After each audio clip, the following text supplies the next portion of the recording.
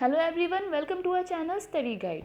Guys, अगर हम vocabulary की बात करते हैं ना, तो ये बहुत ज़्यादा इंपॉर्टेंट कॉन्सेप्ट है। आप इसे चाह कर भी अवॉइड नहीं कर सकते हो, चाहे वो कोई भी एग्ज़ाम हो, railway, AFCAT, C D S और bank exam, S S C, C G L, C H L, C P U, जो भी एग्ज़ाम है ना, वोकैबुलरी सेक्शन आप चाह के अवॉइड नहीं कर सकते हो। ये काफ़ी है ना ज़्यादा वेटेज कैरी करता है, क्योंकि इससे सिनोनिम्स और एंटोनिम्स जो है ना, ये वोकैबुलरी का ही पार्ट है।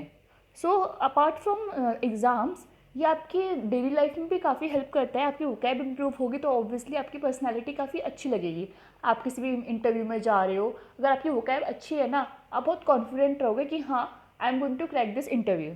सो guys, here I am to improve your vocab, to help you improve your vocab.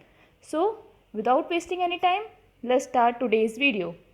So, the first word is exponential, meaning often increase, becoming more and more rapid.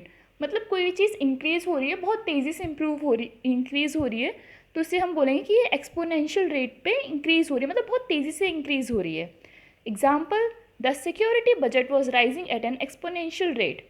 Next we have harrowing, meaning making people feel upset और very sad. मतलब कोई भी एक ऐसी चीज़ जो लोगों को ना अपसेट करती हो, तो उसे हम बोलेंगे harrowing. Example, the programme showed harrowing scenes of the victims of the war. Next we have compassionate, meaning feeling or showing sympathy and concern for others. Example, I allowed him to go home on compassionate grounds.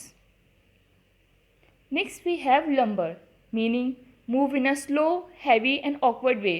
For example, आपने elephant को obviously देखा होगा, वो कैसे चलता है, बहुत slow और एकदम कहते हैं ना बहुत धीरे धीरे चलता है, बहुत आगे धीरे धीरे आगे बढ़ता है, तो उसका जो चलना होता है ना, उसे हम बोलेंगे लंबर, कि हाँ, he is walking in a lumber way.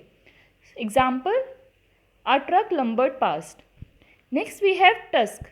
Tusk is one of the two very long pointed teeth of an elephant. जो आपने टीथ देखे होंगे जो बहुत लॉन्ग पॉइंटेड टीथ होते हैं जो उसके साइड में, उनको हम टस्क बोलते हैं. Tusk are made of hard white substance like bone. Next we have commodity, meaning a useful और valuable thing.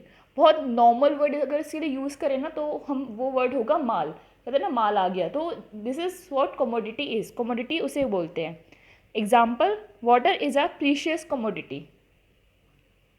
Next we have vindicate, meaning clear someone of blame और सस्पिशन. मीन्स किसी को किसी भी ब्लेम से है ना, मतलब उस पर से जो कोई ब्लेम लगे हुआ है तो उसको है ना वो सारे ब्लेम्स हटवाना, उसकी हेल्प करना, मतलब उसको विंडिकेट करना, उसके सारे ब्लेम्स हम क्लियर करवा रहे हैं, मतलब उससे विंडिकेट करवा रहे हैं हम. Hospital staff were vindicated by the inquest verdict.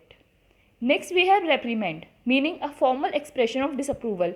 Means किसी चीज़ को मतलब ना कि हम इससे अग्री नहीं कर सकते, डिसअप्रूव कर देना किसी चीज़ को कि हाँ, हमें ये पसंद नहीं आ रही है, तो उसका जो फॉर्मल एक्सप्रेशन जो होता है ना, उसको रेप्रीमेंड बोलते हैं. Example, the gopher received a reprimand for a breach of laws. Reprimand जो है एक फॉर्मल वर्ड है. Next we have apposite, meaning appropriate. Example, an apposite quotation. Next we have genesis, meaning the origin or mode of formation of something. Means कोई चीज़ कहाँ से start हो रही है, उसका ओरिजिन क्या है, तो उस ओरिजिन को हम ना जेनेसिस भी बोलते हैं.